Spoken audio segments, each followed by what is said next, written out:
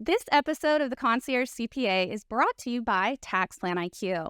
If you have used TaxPlanIQ in the past or are even new to it, we have made so many improvements and changes. You have to come back. We now offer onboarding sessions for every single client and up to 5 hours of CPE per month. So please check it out. Now, I do have one request for you that's new with the podcast today. I would love for you to go online and share on social, tag me and tag TaxPlanIQ. What is one thing that you got out of this episode today? Let's start sharing the love. My handle is Jackie Meyer, CPA, and at TaxPlanIQ. So share. I'd love to hear from you, and you'll get a signed copy of my upcoming book. Thanks so much.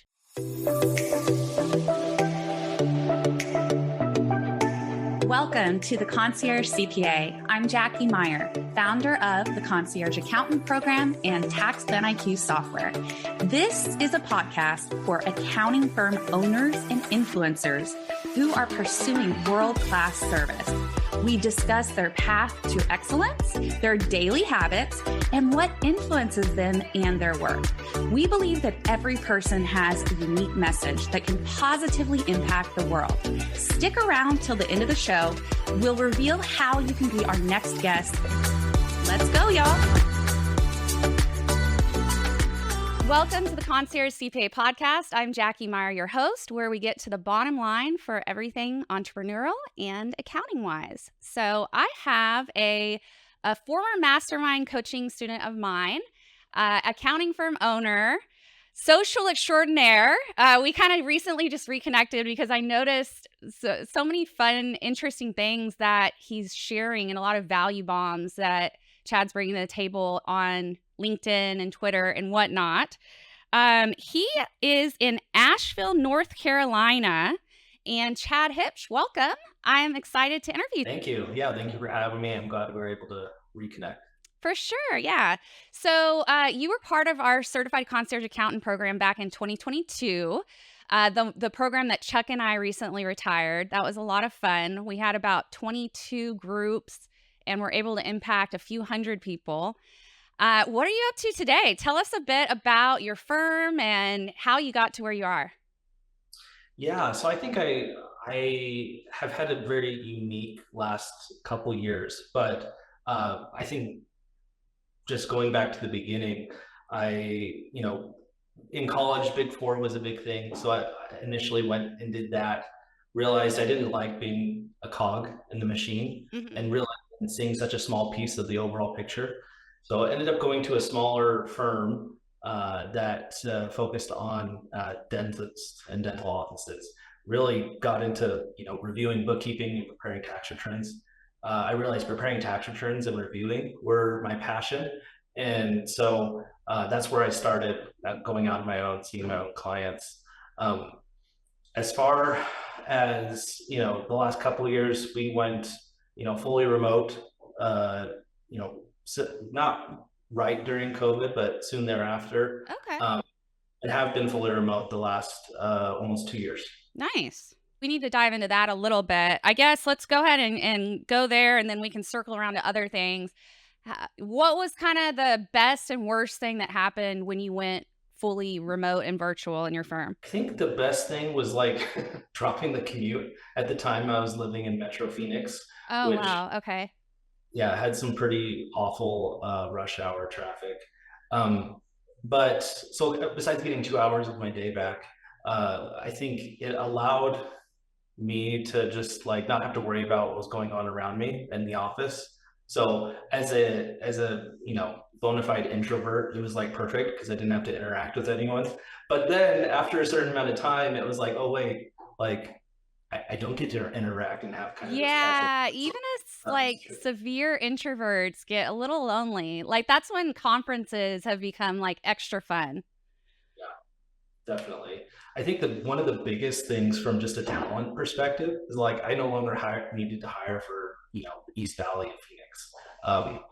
We could go nationwide, and around half my team now is outside of Arizona, more than half now. Okay, yeah, I've heard that's a big plus, especially with hiring constraints, being able to just widen your reach, national or international, whatever it is going to open you up to a much bigger pool of candidates. Definitely. And I think at this point, well, Arizona doesn't do daylight savings, so half the time they're on Pacific. But during this half of the year, now we have all time zones in the lower 48 covered. We have Oh, Pacific, wow. so we've got team members all over the place. Okay. Get a little vulnerable with us. What is like the hardest thing that happened, and how did you, or are you still working on overcoming it? Just in life, or running a firm, or I'd say with that virtual conversion. Yeah, but we can go wider with that too. We can go real deep. Like, wow, we're going in deep. Okay, no. As far as the hardest part, I think it was just losing that kind of casual interactions that you get, and it's more of just like to the point. What do you need? And it's more on, we use Microsoft Teams, so it's more on instant messaging, which also like creates a level of impersonality as well. Mm-hmm. So I think what we've done to counteract that is we do a daily huddle. It's Nice. at 10:45, and it's usually between 5 and 10 minutes, but it gets us all on the camera talking to each other and really just recapping like what are we working on and what do we need help with. But I love that. just losing the human touch was the huge thing with going virtual. Okay. Yeah, we also started doing daily huddles. I used to be really resistant to them. I didn't want to be controlled, right? Like we don't want to have our schedule controlled, but it just gets straight into it. There's something about verbal interaction that's always going to trump Slack or Teams or whatever. And, it's 15 minutes of your day, and it's going to accelerate. I think probably 1 hour plus each day in regards to like wasted time that people might be doing things the wrong way. So that's a really good piece of advice for sure. So tell us a bit more about your firm. You said that you fell in love with tax prep and review. You're one of the few people I've heard say that. I mean, I fell in love with tax planning, and then tax prep and review kind of just comes along with it. What made you fall in love with tax prep? Yeah, and really, I think I've matured or developed even beyond that, and now prep is like second or third on my list. Okay. But I really liked it because it was just a culmination of the year of activity, and I focus mostly on small business owners, Mm-hmm. and their business is their life, for better or worse. It's part of their psyche. It's who they are. That's how they kind of derive their self-worth in some ways, and it's really just a culmination of reporting all of that on an annual basis, where after like touching base throughout the year, which I think and when I was an employee at other firms, we just didn't do that. And you get to the end and there's all these surprises. Well, part of me wanting to start my own firm was to not have to put people in that situation. No tax surprises. That's my mantra. Love it. Okay. So what's your favorite thing out of all the activities you do now? I really like planning, and from a perspective of like, hey, we know, 80% of what comes across our desk will be a small business owner or someone that focuses on real estate. And so we can really tailor our processes and our planning around that. And really at this point, it's kind of interesting because it's been an evolution the last couple of years. And really it was 2022, the year I did the CCA mastermind, that I really went out, turned the leaf over from like, hey, I need to have my hands in everything. I need to prepare and review everything, to really, the next generation, that next level. So right now I'm really love focusing on helping my staff and just the accounting and tax community as a whole get better at what we do. That's awesome. I love it. Okay. Now, client meetings, did you move that to completely virtual, or is there an in-person option? At this point, no in person. And so it is completely virtual. There was a little bit with a certain demographic of our client base that wanted an in-person, but I, on purpose, and again, going back to maybe a little bit of introverted, was let's communicate virtually, and COVID just accelerated it. So Yeah. it was Or made it like completely acceptable, right? I did the same thing. Like I was leaning way more towards Zoom meetings pre-COVID. I kept an office just to meet clients that was like a block from my house. And then COVID hit and it's like, wow, I've got a really good reason why I'm going 100% virtual and no one can tell me otherwise. And so I just stuck with it. It sounds like you did the same. And I think everyone's better for it, honestly. I mean, you do want to be able to kind of see them as you learned in CCA. You know, there's certain sales techniques. You want to be able to read the room and see how the client's doing whenever you talk to them about things. But Zoom works extremely well for that, and it saves them commute time as well as you. So that's great. Now, speaking of tax planning, you mentioned that you recently or within the last year had your biggest tax plan ever where you saved someone $1 million.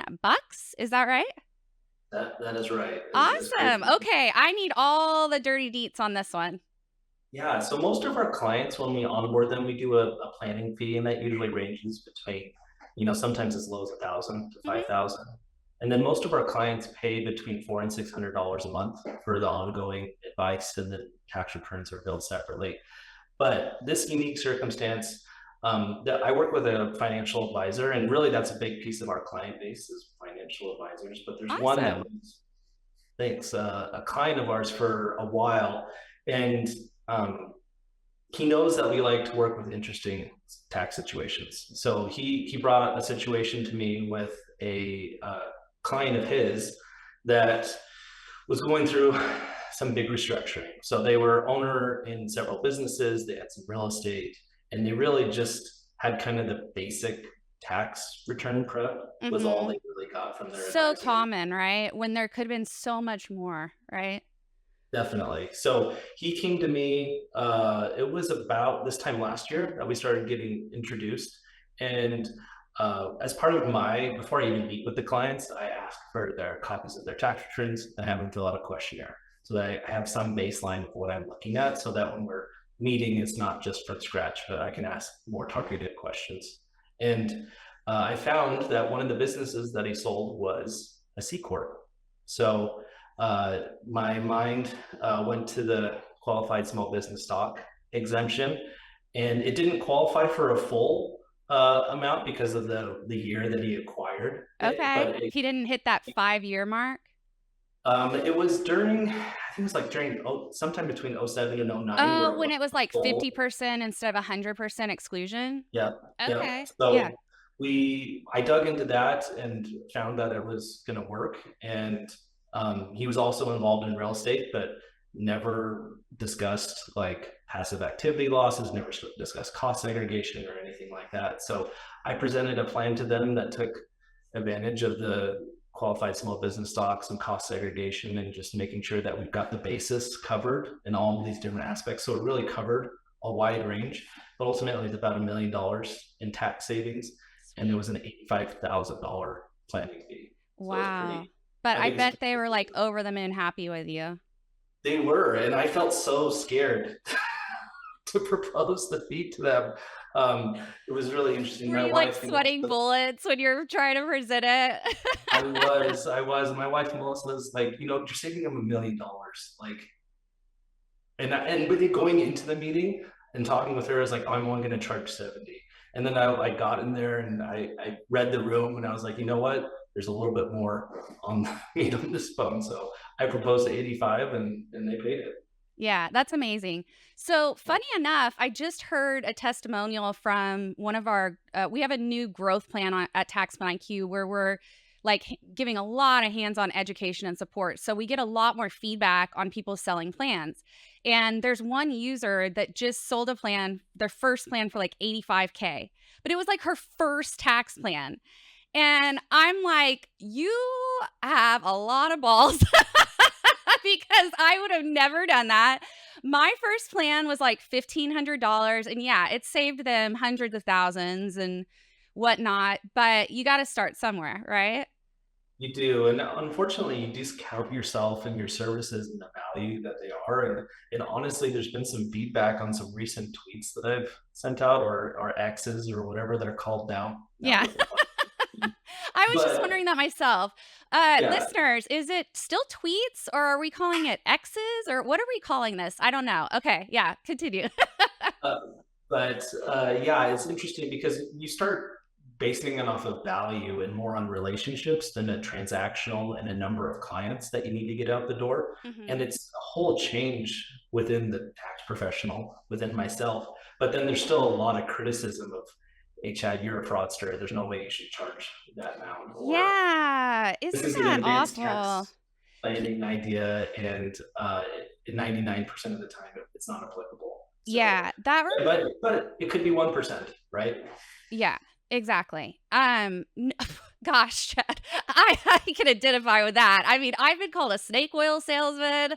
I've been called everything like around the block. And that's really sad because you're literally at this moment, you're not selling anything to accountants. You're just putting information out there to help them. And that's where I thought, wow, I've got to interview him because you had some really useful information. I think about like the onboarding process or how you charged each client and things like that. And the majority of people, like you said, really appreciate that. I'm still trying to find the secret sauce of like bringing value because I'm so ADD. I have like a 5,000 interests. Do you have any advice for people as to like what got you started with just posting those kind of things, and how do you even remind yourself to be like, "Oh, this is something good that people might like?" Yeah, that's a good question. It's been a journey to get to this point, but one of the biggest things was, just picking a platform. So there's so many platforms out there. Pick something that you're going to get on with a regular basis. For Mhm. me, for a long time, it's been LinkedIn, and it continues to be so. But the biggest, and I think the best piece of advice I got was I was doing some uh, coaching with Brandon Hall, Yeah. and he said, just post regularly for 100 days in a row. And really, it's not about 100 days. It could be 10, it could be 1,000. But the point is making it a habit. And so making it a habit is the biggest thing. The second one is there's a wide variety of what engages audiences. For most of my either accountants that are looking at it or potential clients, which are small business owners, it's what's interesting to them. And I found what's interesting is like real life examples of what I'm working on with my clients and how I'm helping them save on Mhm. taxes. I love that. That's awesome. I I, I keep getting told like almost monthly pick a platform and I just can't do it. But I think I'm going to pick LinkedIn because I stopped using it for probably like over a year because I was so overwhelmed with all the spam DMs I was getting. There's a And lot of then that. I finally circled back this year and I've been able to connect with people that I would probably never be able to meet in real life. A book that I'm trying to get published, I reached out to my favorite author, Gino Wickman, who wrote Traction. I'm like, hey, can you introduce me to your publisher? And he didn't respond, but his assistant responded and said, hey, he's on sabbatical. Here's his contact info. And I got a meeting with the guy, which is supposedly really hard to do. So, like, there's these amazing connections on LinkedIn if you can get over all that spam stuff, right? Exactly. There's a lot of spam out there, but I think the other biggest thing that helped me was that I got in the habit that I had to break out of trying to come up with something on the spot every day. And so I actually started writing out multiple, usually about a week to a week and a half's worth of content, and then just scheduling it. And LinkedIn makes it very easy to schedule.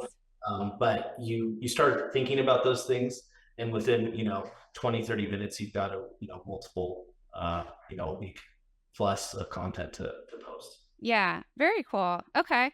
Um, Funny you mentioned Brandon Hall. I just emailed him this morning. I had him as a guest on the Concierge CPA in 2022, I think, because that's the last email I had with him. We are doing like a different tax topic theme every month at TaxPlanIQ, and this next month is all about real estate. And I know he knows the inside info when it comes to short-term rental issues that are going on right now, Augusta rule stuff and whatnot. Do you deal with a lot of that too? I think you mentioned you do a lot of real estate. We do. I think, one of the core client groups who work with outside of financial advisors and e-commerce is realtors and in that space. Oh, And I cool. found that within small business owners themselves, they start to invest in real estate as well. So Mhm. we have a lot of clients in that space. We regularly consult on material participation, passive losses, basis, real estate professional status, the short-term rental loophole.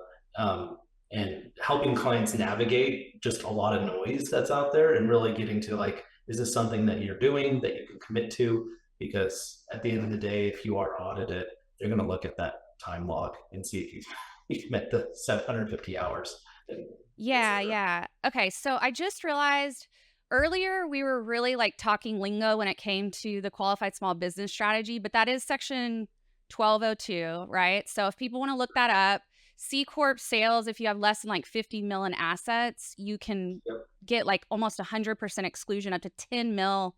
It's a huge strategy, so look that up.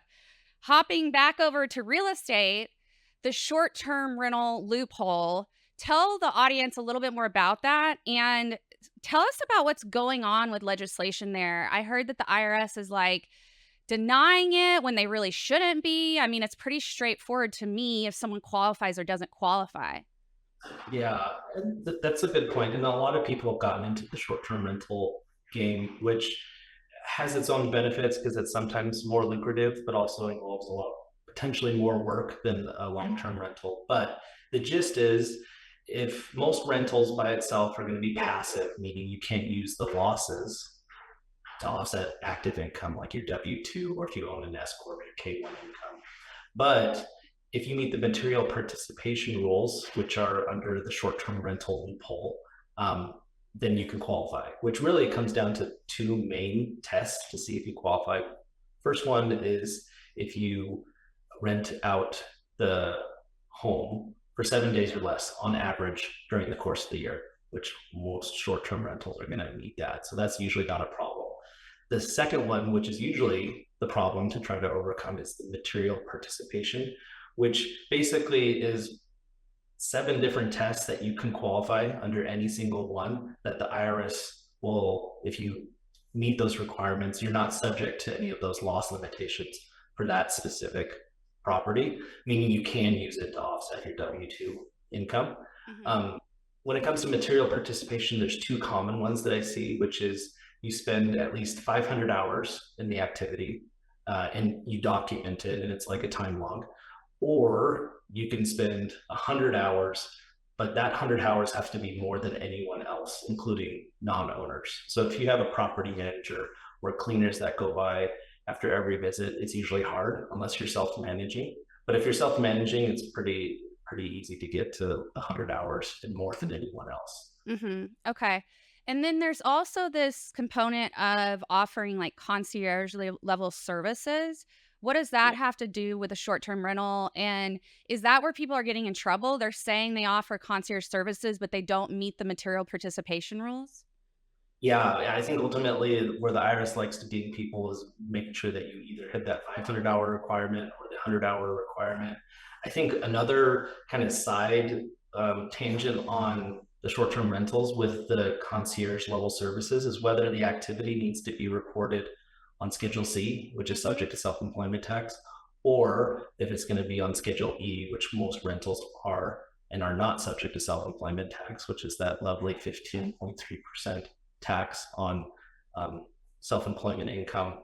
I think the thing to keep in mind with that, and whether it's subject to self-employment tax or not, is the level of services you provide. So if you're there and it's like a bed and breakfast and you're making breakfast and then you're offering a Jeep tour and you're doing all these extra services that aren't typically involved with, I think, a general short-term rental where you go in and you leave, Hmm. that's where you, I think, potential to rise to the level of where it's a Schedule C activity or a subject to self-employment tax. But more Gotcha. often than not, what I see is that it's still reported on Schedule E, or if it's a partnership, the 8825, which again is not subject to SE tax. Yeah. Interesting. So, yeah, the point being, whether you're an accountant, tax planner, or just business owner, real estate investor, it's really freaking complicated. And it's constantly changing. And so, get a professional involved that knows their stuff. And Chad would definitely be one of those. Are y'all taking new clients, or are you maxed out? No, we're still growing. So last year, my goal was to get to 1 million in revenue. I saw that. Yeah. Which it And was kind did of you? vulnerable, right? Because I set it out at the beginning of the year, and then I reported quarterly how it was going. Wow. And so we just fell short of that. It was 947,000 was our That's revenue pretty last. good. Close, but as a numbers person, it's like didn't get it. Yeah. So Are you this are you year, super disappointed, or are you like, that's okay, we're gonna get this next goal? there was a moment where it was like we were so close. Yeah. It was like, dang, like we could have gotten it, Only but at the one same time, more huge tax plan sale, right? let's look, yeah. But this year, I set the goal for 1.25 million, and we're on our way to do that. I think the next goal would be to get to 1.7 and ultimately 2 over the next few years, 2 Nice. million. So we're growing. We're actually hiring our 6th employee next week. She starts Awesome. as another tax manager. So we're super excited to have another capable in person join the team that can really help consult with clients, because that's really, I think, what I need as we continue to grow is people that I can introduce clients to and say they can take care of you no matter what comes up. For sure. Did it take you a long time to find this person? Where are they located, since we were talking about hiring nationally? And was it a struggle, or was it pretty easy to find somebody? It was until it wasn't, and I'll explain why. But yeah, as far as opening up the talent pool to nationwide, it certainly helped a lot more than keeping it local to Arizona. The new tax manager, she's based in Missouri, so she'll fill out our central time zone very well. And really, I've been looking probably for the last 6 months or so. For the first 3.5, 4 months, nibbles, nothing a lot coming in. But then I increased the salary band by just $10,000, and all of a sudden, like the floodgates opened. So Wow. Okay. it was really interesting to see how much more by just, again, I moved the whole salary at top and low, bottom and top of the range, just up 10,000, and a lot of people started applying. That's amazing. Okay. Earlier you kind of hinted at some unique ways that you onboard clients and certain questions that you ask. I know we talked about this is something that's kind of unique to your firm. Tell us more about what you do and what makes it kind of give the extra pizzazz that helps your clients out. Yeah, so I make clients and make them work a little bit, because if we work with clients that are not willing to do the bare minimum, it usually is like shows that the end result is the clients are not going to be that engaged. Sure. Which isn't great for someone who wants to be like proactive and help clients throughout the year instead of just a reactive here's your return. So what I ended up doing is it's either referrals from current clients or other existing referral partners. They'll send an email introducing clients to us. I'll respond right away and direct them to my assistant, who sends them a link to our new client questionnaire. It's about 10 questions, but it gives us a little bit more background, but also prompts them to upload a copy of their tax returns, their business and personal. And so once they do that, then they get the Calendly link to schedule. Got it. So to be clear, you require that they provide that information, provide that last file return before they can even book with you. Yes. Yeah, I did the same. I highly recommend it. I don't know why anyone wouldn't do that. I mean, yeah, and I agree. I think that there's a delicate balance of not overwhelming the client with new questions, or like, did you do the accountable plan last year? I'm like, they're not going to know that, right? But you do want them to jump through a few hoops. So if we have entrepreneurs that are listening and you're having trouble finding a really great tax advisor, it's probably because They've got some gatekeeping that's going on to get the right people in that are going to listen to them, take their advice well. And so if they ask you for things, try to be prompt and you might find something excellent, right? You will. And I think to me, it's the basic thing is like, can you click on a link that's embedded in the answer 10 questions, and can you show me that you can upload a document? Right. Which like 90% of what we do is just sending us documents. But I've also gotten like red flags where I've gotten probably 5 out of, over 1,000 people I've asked for tax returns from that are like, I can't give you my tax return. That's private information. I'm worried about sharing this. And I'm like, here's how to redact it for free before you send it to me. I could care less about your social security number or any of that information. But like that kind of is a red flag in itself because you're working in a digital virtual relationship. And if you can't get those basic pieces of info up front, then that could cause problems later too. Yeah. And one big thing too the last question that people have to acknowledge is my minimum fees. So nice. Yes. You're very transparent with that. Takes that whole thing out of the way. So it's more about a fit rather than do I try to sell you on how great this will be. And then at the last second, do I say, and it costs X. Right. That's probably, I remove it. Okay. So people probably want to know, how do you do that? Like at what point are you like, here's our fee structure, here's the minimum fee? People love transparency, and especially in today's digital age, like not knowing what you're going to pay, like the whole hospital analogy, like, yeah, I can't tell you how much it'll be. Well, what is it for an x-ray? I can't tell you. It's like, okay, like then I'm going to go somewhere that they can tell me. Right.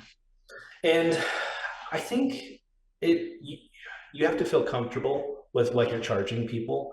And that's a big thing to get to as an entrepreneur, but also just as an accountant, generally is like being very upfront at what you're charging.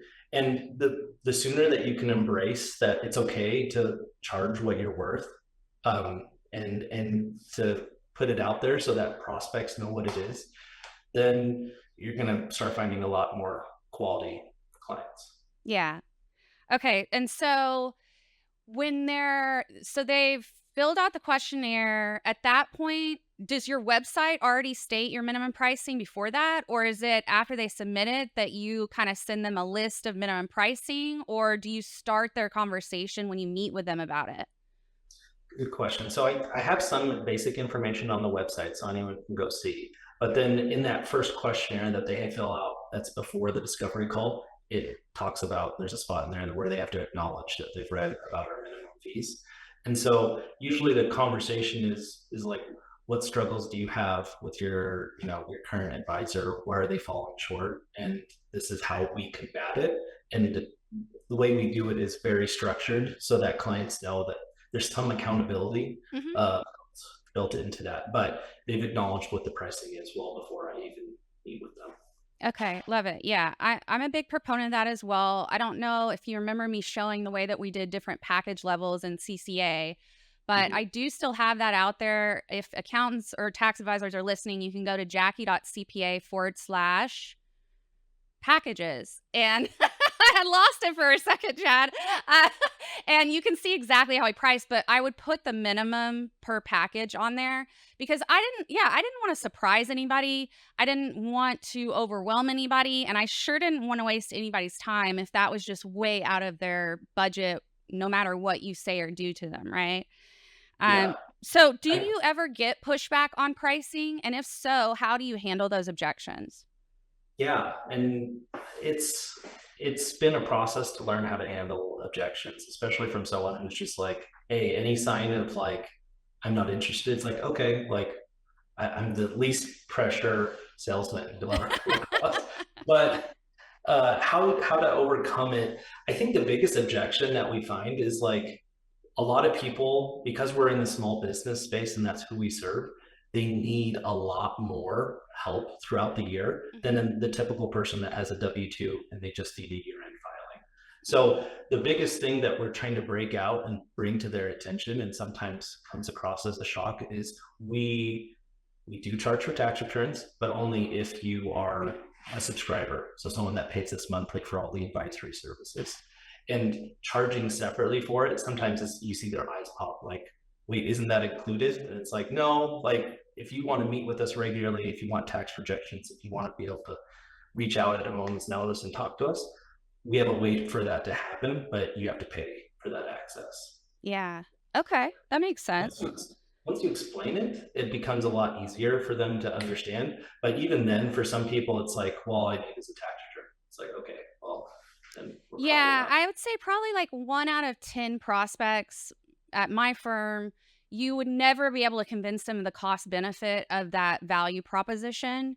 Um, they just had too many like internal biases or fears. You know, we all have these different like financial fears that have been ingrained in us over the years, and they can't get over that cost, even if you're bringing a tremendous ROI to the table, which is sad, but you know, there's only so much you can do, right? Yeah, and there's times where you have that call, and I try not to give any advice during that initial discovery call. Hmm. But there are times where inevitably it sneaks in, and people are like, okay, well, I'm gonna go talk to my brother-in-law because he's an accountant. He works for, a big conglomerate. I could probably run these ideas past him for free. And it's just not the same, and it certainly doesn't yield the same results. Yeah. Oh, for sure. Yeah. You pay what you get for. Free advice is only going to take you so far. So, what do you think, kind of switching topics a little bit, what do you think the biggest challenge is for small business owners or entrepreneurs, whether accountants or, any white collar, blue collar business owner? Yeah, I think that just the continued advancement of technology. There's a lot of talk about AI in this space and how it's going to replace accountants and lawyers and all this other stuff. You can't. So I think there is potentially a risk there, but at the same time, there's the human component, and ultimately, I think we all still react based off of emotion to some level, whether we feel good about it or whether we feel bad about making a certain choice. And so I think that is a challenge potentially for accountants and other firms as well. But I think the other kind of probably even the bigger challenge would be around staffing and hiring the right people. And I think there's been lots of talk in the tax and the accounting space about a lack of staff and the pipeline being low. And I think ultimately it comes across as too low of wages and too long of hours. And people aren't interested in that anymore. Yeah. So, how are you overcoming it? Is it as simple as raising the rate by 10K or what? It could be. I think that's a component of it, is making sure that people are, especially in the last couple of years where things have gone up in price significantly, is making sure that people can make a living wage, and not just get by, but move ahead. But the other thing, and really probably more importantly, is moderating how much is expected of them. And the days, and I think my generation and younger than me, are not interested in the 50, 60, 70 hour work weeks. They want a life. And so as a firm, we've taken steps to get there, but I think more proactively as an industry as a whole, you have to take steps to moderate someone's workload. Yeah, for sure. Okay, cool. Do y'all track time at the firm? Or do you have strong feelings around that, or? Strong because working in Big Four, it was like, here's the 6 minutes, and Yeah. so Oh, no. it's just like, oh no. So I actually don't track time. Okay. I think it's a time waste to have to track it. We don't bill by the hour, which helps a lot with that. So it's all fixed fee or flat fee. We do Fridays off during the summer. So basically May, June, and July, everyone has Friday off.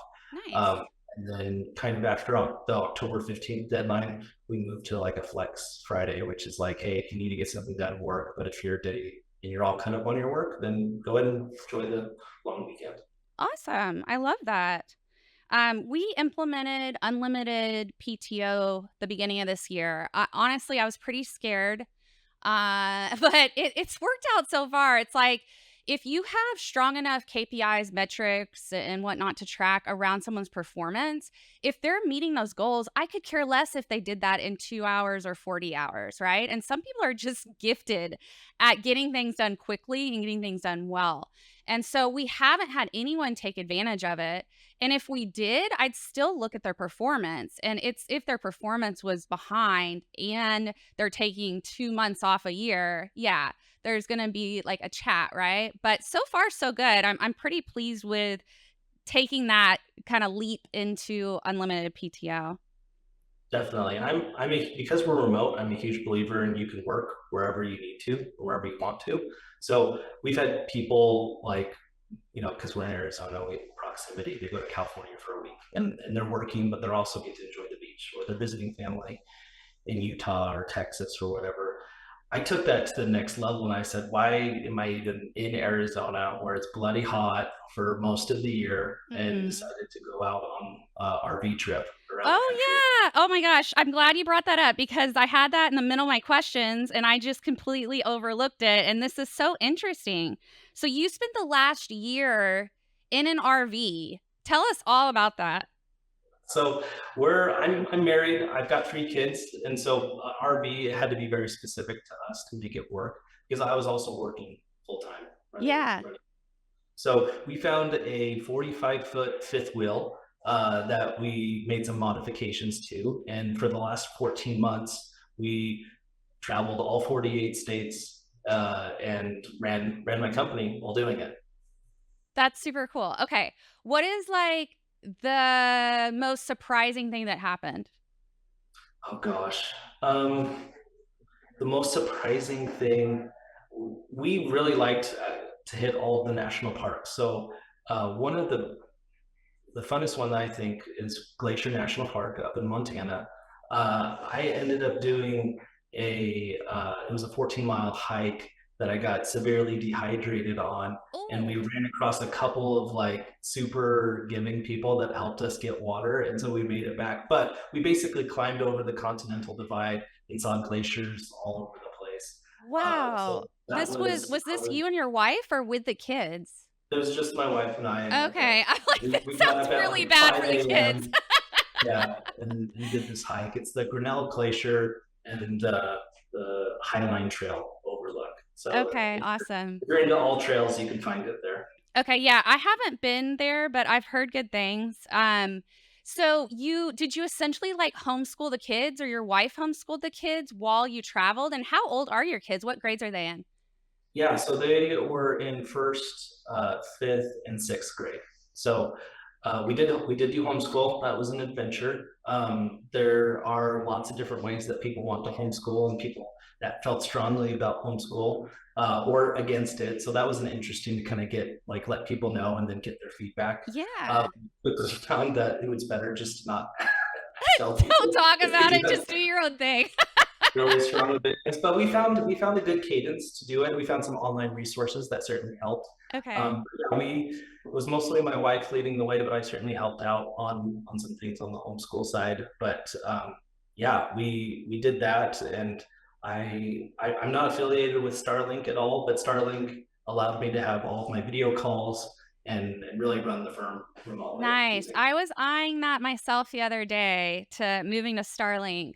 Um, on let's see, that underground train between Paris, France, and London, UK, claims to have full Wi-Fi, and I'm trying to like record this demo that I got asked to do to submit for an award for TaxPlanIQ. I couldn't get it done because the Wi-Fi kept going out. And I was like, oh, I need Starlink. So you would Yeah. recommend it? I would. It's been Okay. great.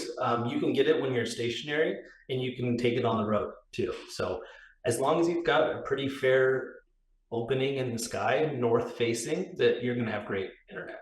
Oh, okay. So maybe under the ocean or whatever, the canal or whatever it is, that still might be a problem in general. That probably still would, but I wouldn't put Okay. it past Elon Musk to find a way to make it happen. Yeah, really. I think they just got hired to bring our astronauts home. So I mean, it's just the sky's the limit there. Okay, so I guess just in case if anyone's interested in the homeschooling, you mentioned some online resources. Is there a particular place that you would recommend people go to start looking at that?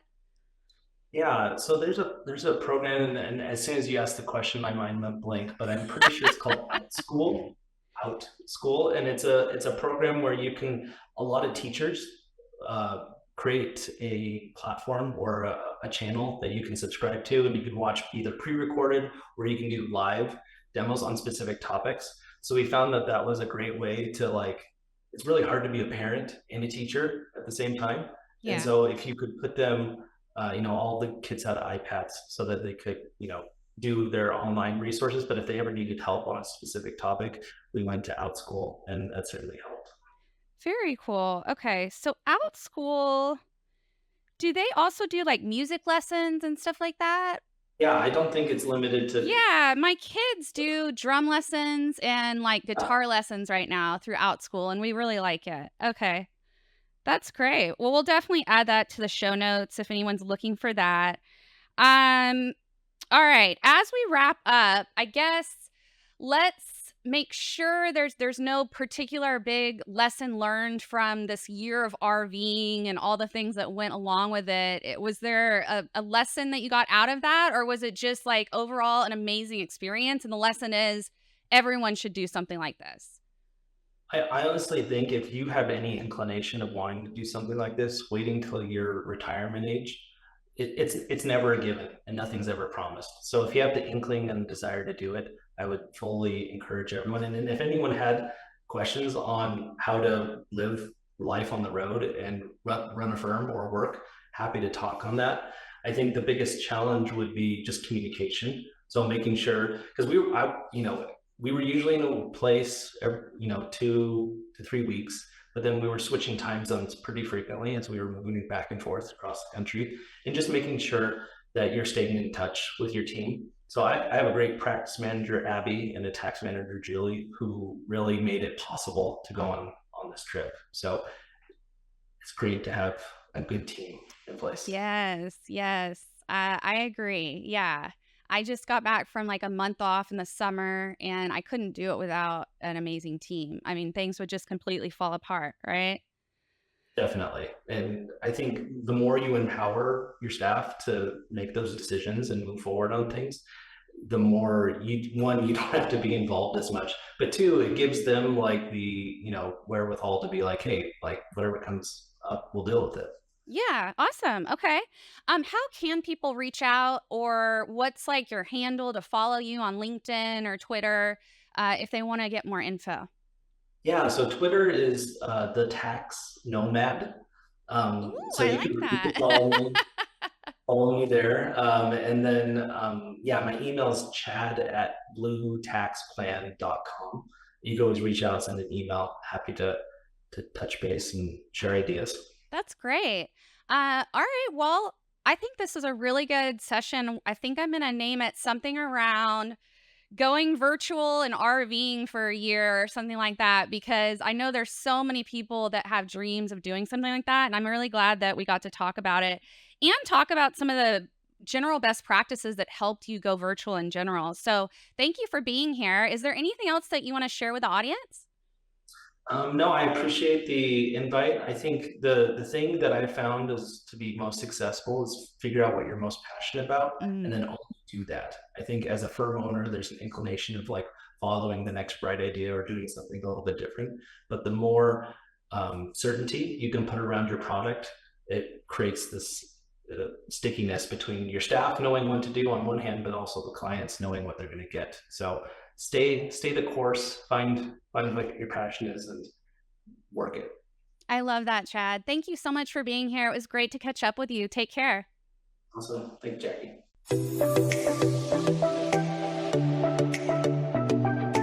Thank you for listening to the Concierge CPA, hosted by TaxPlanIQ. We believe that every person has a unique message that can positively impact the world. If you are a successful accounting firm owner or influencer who would like to be on this program, please visit JackieMeyerCPA.com, JackieMeyerCPA.com to apply. Please share this on social media and rate us so we can continue our good work. Join our Facebook group called Accounting Firm Influencers, or connect with me on most platforms under Jackie Meyer CPA. Thanks for being accountable to transforming our industry today.